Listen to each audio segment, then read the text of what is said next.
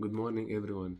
Today, me and my team we are going to settle a debate that every software engineer faces: containerization versus virtualization. Everyone knows Docker is faster, but is it safe? And is the speed worth the risk?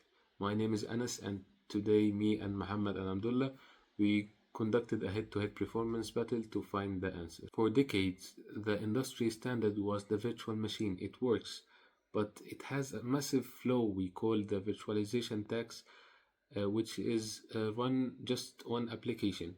A VM has run a full guest operation system. Imagine buying a separate house for every single family member just to give them their own room. That is the virtual machine does. It wastes RAM, CPU, storage, and all the technical things we don't need.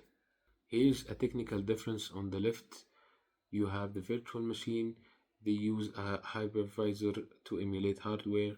They are completely isolated, like separation, the physical services. On the right, you have the containers. They don't have their own kernel. They use Linux namespace to trick the application into thinking it's alone, but it's actually sharing the host kernel with everyone else.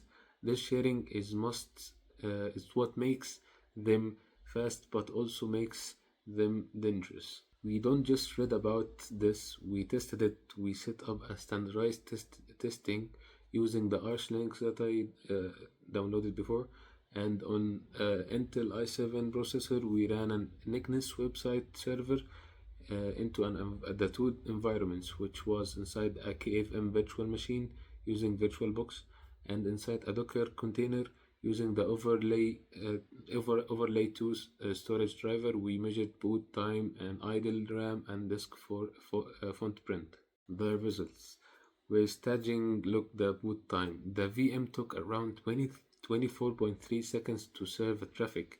The Docker container took around 0.167 seconds.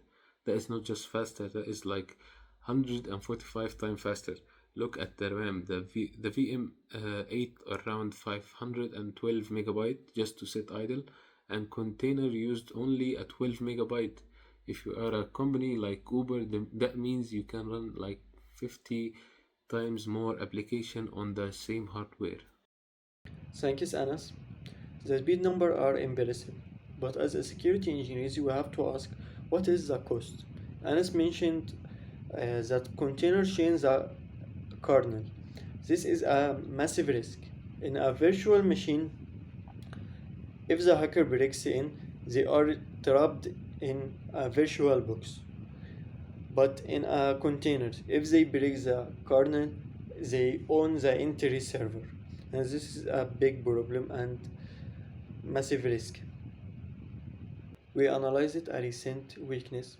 It is CVE 2024 21626, also known as lucky vessels. Because of a bug in RNC, a bad actor could use a simple workdir command to access to a host file system. Essentially, they could reach out of a container and delete a file on the host server. This type of container escape is mathematically impossible on a virtual machine because the hardware prevents it.